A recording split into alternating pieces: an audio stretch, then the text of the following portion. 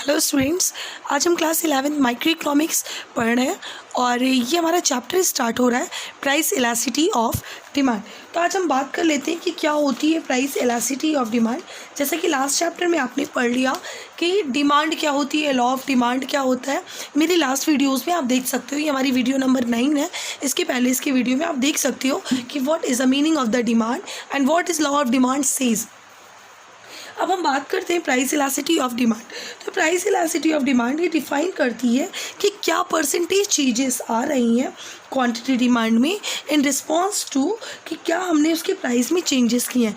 अगर किसी के कमोडिटी में कुछ चेंजेस आते हैं, कमोडिटी के प्राइस में कुछ चेंजेस आते हैं, तो उसका उसकी क्वांटिटी डिमांड पर क्या इम्पैक्ट पड़ेगा, कितनी चेंज आएगी, वही हमारी प्राइस इलास्टिसिटी ऑफ डिमांड कहलाती है। तो प्राइस इलास्टिसिटी ऑफ यानी मेजरमेंट करने का दो मेथड होता है। पहला मेथड हमारा होता है परसेंटेज चेंज मेथड और सेकंड हमारा होता है ज्योमेट्रिक मेथड। तो हम एक एक करके बात करते हैं। सबसे पहले percentage change method. Percentage method, अगर चेंज मेथड मैं ओरली बोलूँ तो परसेंटेज चेंज मेथड का मतलब होता है कि प्राइस की चेंज होने पर कितने परसेंट प्राइस की चेंज होने पर हमारी क्वांटिटी डिमांड में कितना परसेंट फ़र्क आया, वो हमारे परसेंटेज चेंज मेथड कहलाता है। इसको निकालने का फॉर्मूला भी अब देख लेते हैं। ED for elasticity of demand, E for elasticity and D for demand. तो ED for elasticity of demand. अब हमें पता है कि लॉ ऑफ डिमांड सेज कि price and quantity demand has the inverse relationship और the negative relationship. That's why here has a minus or negative sign. Then proportionate change in quantity demand upon proportionate change in price, जिसे हम proportionate change in quantity demand को लिख सकते हैं change in demand upon initial demand into 100 upon change in price upon initial price into 100। अब change in demand का मतलब Q1 minus Q upon Q, और इसी तरह चेंज इन प्राइस का मतलब P1 minus P upon P, minus हमारा पहले से पता है। अब Q1 माइनस Q यानी कि डिफरेंस बिटवीन द क्वांटिटी, जिसे हम मेज़र करते हैं delta Q by Q upon delta P by P। अब जब हमें इस पूरी इक्वेशन को सॉल्व करना है तो minus delta Q upon Q divided by delta P upon P भी हम लिख सकते हैं। एज यूजुअल आपको पता है कि अगर किसी भी चीज़ को डिवाइड है तो हम इसका साइन चेंज करके इसको मल्टीप्लाई में ला सकते हैं।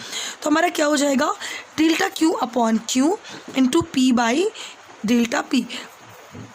अब इसका एक और फॉर्मूला भी हो सकता है, ED is equal to P by Q, हम एक तरफ कर देंगे चीज़ें, और delta Q by delta P। ये थोड़ा याद करने में इजी हो जाएगा। यानी P ऊपर है तो डेल्टा P नीचे है, Q ऊपर है तो डेल्टा Q ऊपर है तो Q नीचे है। तो ये हमारा P6 का फॉर्मूला हो गया परसेंटेज चेंज मेथड का। अब सेकेंड मेथड की हम बात कर लेते हैं, ज्योमेट्री मेथड। ज्योमेट्री मेथड का मतलब होता है where we are defining the percentage change in quantity demand और परसेंटेज चेंज इन प्राइस। हम चेंज करते हैं, जो भी चेंजेस होता है उसको डिफाइन करते हैं थ्रू द ग्राफ के थ्रू द सेगमेंट के थ्रू। जैसे यहाँ पर आप देख रहे होगे प्राइस मेंशन है, क्वांटिटी मेंशन है, बीच में मैंने P पॉइंट मेंशन किया। अब इसके ऊपर जो है वो अपर सेगमेंट है और इसके नीचे जो है वो लोअर सेगमेंट है। तो उसी के अकॉर्डिंग हमने डिग्री ऑफ डिमांड बना दी। जैसे फर्स्ट है हमारी ED is equal to 1, elasticity of demand is equal to 1, जिसे हम कहते हैं यूनिटी और यूनिटरी। इसके दो नाम होते हैं, आप प्लीज़ कंफ्यूज मत होइएगा, यूनिटी और यूनिटरी। सेकेंड डिग्री हमारी होती है ED इज़ ग्रेटर देन 1, जबकि ग्रेटर देन यूनिटी हो। थर्ड हमारी डिग्री होती है ED is less than 1, less than unity. ED is equal to 0 and elasticity is equal to infinite या इन्फिनिटी। तो ये हमारी डिग्री ऑफ डिमांड होती है। अब इसको कैसे यूज़ करते हैं, तो आपको करना कुछ नहीं है। जब आप क्वेश्चन सॉल्व करते हो तो जब ED इज़ इक्वल टू आता है तो वहाँ पे ये क्वेश्चन पुटअप किया जाता है कि ये कौन सी डिग्री पे एप्लीकेबल होता है, ये यूनिटी में है कि लेस देन यूनिटी में है कि ED इज इक्वल टू 0, किस कैटेगरी में। तो वहाँ पर आपको ये चीज़ें डिफाइन करनी होगी। और ये ज्योमेट्री में कैसे सॉल्व करते हैं इसे, अब इसको भी मैं आपको अभी बता रही हूँ। इस रिलेशनशिप को शो करने के लिए हमने इलास्टिसिटी ऑफ डिमांड और टोटल एक्सपेंडिचर्स को शो किया है, क्योंकि टोटल एक्सपेंडिचर के थ्रू आप इजीली क्वेश्चंस को सॉल्व भी कर सकते हो और इलास्टिसिटी ऑफ डिमांड को शो कर सकते हो। जैसे for example where the ED is equal to 1, वहाँ पर पहले तो सबसे पहली चीज़ हमारा टोटल एक्सपेंडिचर निकलता कैसे है, तो total expenditure is equal to P into Q, price into quantity. अब अगर ED इज इक्वल टू 1 है, इसका मतलब होता है कि आपका टोटल एक्सपेंडिचर कांस्टेंट रहेगा। प्राइस के घटने या बढ़ने पर टोटल एक्सपेंडिचर पे कोई भी फ़र्क नहीं पड़ेगा, टोटल एक्सपेंडिचर हमारा हमेशा कांस्टेंट रहेगा।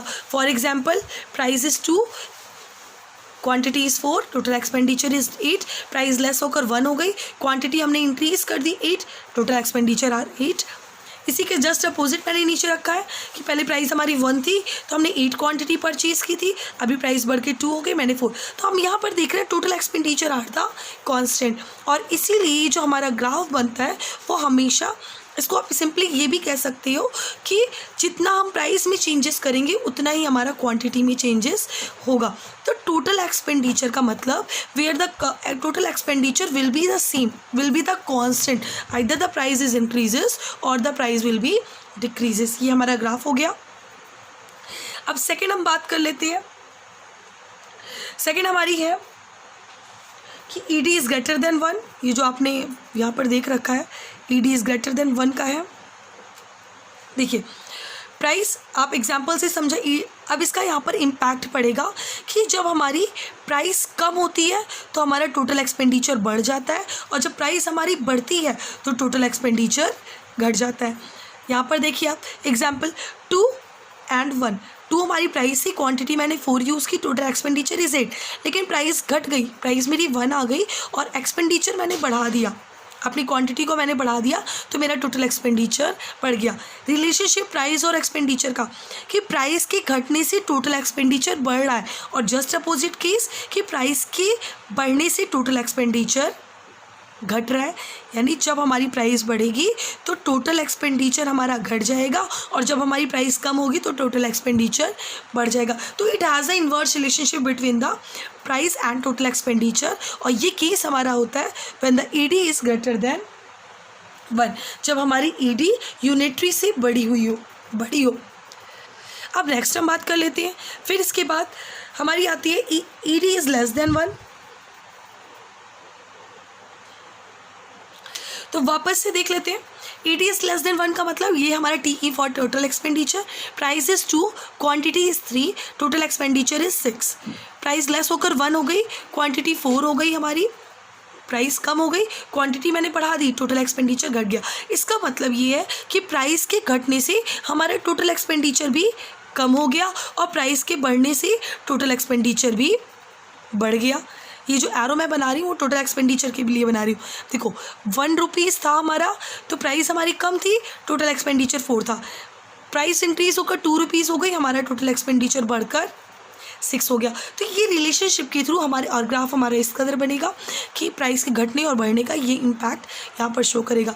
फिर नेक्स्ट हम बात करते हैं ED is equal to infinite. देखिए ED is equal to infinite का मतलब होता है प्राइस हमारी कांस्टेंट है, क्वांटिटी आप चाहे जितना बढ़ाते जाओ, इसका टोटल एक्सपेंडिचर से इम्पैक्ट नहीं पड़ता है, इसलिए मैंने TE का ग्राफ नहीं बनाया, क्योंकि प्राइस हमारी कॉन्स्टेंट है, प्राइस का कोई भी चेंजेस नहीं है, बट आपका क्वांटिटी बढ़ती जा रही है। जैसे यहाँ पर मैंने 10 रुपीज़ प्राइस रखी, क्वांटिटी 5, 10 ही रुपीज़ प्राइस है लेकिन क्वांटिटी हमारी बढ़ गई।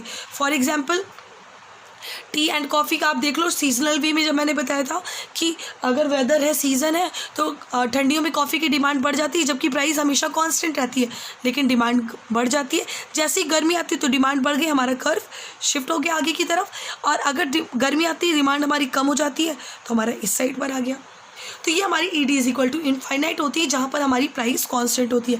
तो जब भी प्राइस हमारी कांस्टेंट होगी, या जो भी इकोनॉमिक्स में जब भी कोई चीज़ हम कांस्टेंट मेंशन करते हैं तो उसके ऊपर ये बार का साइन भी मेंशन कर देते हैं। अब लास्ट डिग्री की बात कर लेते हैं। ED is equal to 0। ED is equal to 0 says कि प्राइस क्वांटिटी आपकी सेम रहेगी, either the price will be increases और the price will be decreases. ये देखिए यहाँ पर प्राइस है हमारी, क्वांटिटी मैंने 10 यूज़ की, 50 मेरी प्राइस हो गई, क्वांटिटी अभी भी मेरी कांस्टेंट है 10। तो प्राइस घटे या बढ़े लेकिन हमें अपनी क्वांटिटी को सेम रखना है। अब ऐसा होता किस केस में होता है, तब हमारा जबकि जैसे हम मेडिसिन यूज़ कर रहे हैं तो मेडिसिन हम ज़्यादा नहीं लेंगे, चाहे वो प्राइस हमारी जितनी भी घट जाए, हमारी मेडिसिन की जो क्वांटिटी होती है वो हमेशा एग्जैक्ट वही होती है। सॉल्ट है, नमक हम ज़्यादा नहीं खाना शुरू कर देंगे। पहले अगर हम 1 किलो नमक खाते थे, अभी प्राइस घट के नमक का 20 रुपये के जी की जगह 5 रुपये के जी हो जाए तो हम 5 किलो नमक नहीं खाने लग जाएंगे, हम उतना ही नमक यूज़ करेंगे। तो इन सारी चीज़ों के लिए हम अपनी ED = 0 की बात करते हैं। तो क्लास ये हमारी डिग्रीज हो गई और उनके साथ साथ इनके ग्राफ हो गया। अब इसके आगे का हम अपने नेक्स्ट वीडियो में बात करेंगे। Okay, thank you class.